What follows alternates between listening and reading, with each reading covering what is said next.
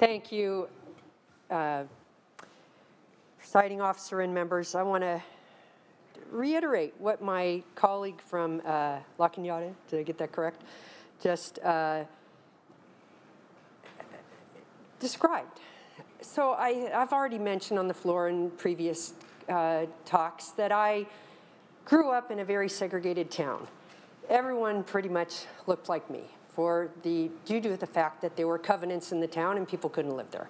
Anyway, so when I went to college at UC Berkeley in the early 70s, I was it was a new world for me because there were people of every class and color.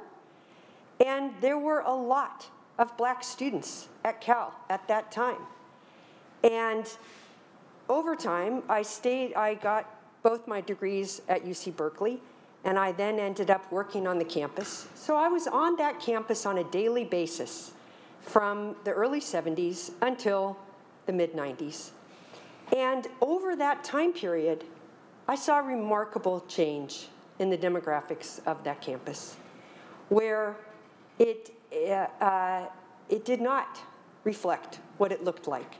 Now, I can't fully describe that all of the students of color who were there when I was there in the early 70s felt fully welcomed and fully embraced, but I certainly observed over time that less and less, especially black students, felt at all comfortable at UC Berkeley because inevitably they would be the only black student in the class in a particular course, or the only black student in their major, unless they were an ethnic studies major, for example, or the only black student in their particular housing setting.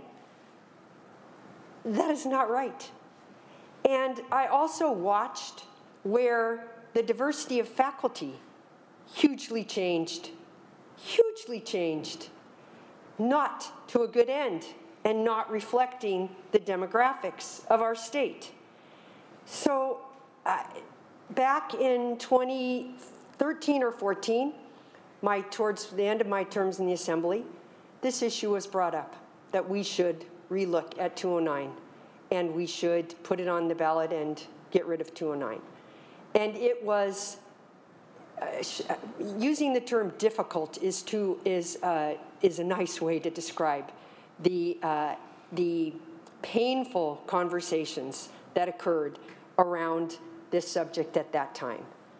But I am very, very happy that that the progress that has been made in that discussion and debate since then. I appreciate that there are still residents of California who may not see the value, the importance, and the essentialness of affirmative action, but I think that so many more people have now seen that we have not been served by 209. We have not been served. And I was very, very proud that the entire UC system got behind and supports the repeal of 209, and I strongly urge an aye vote.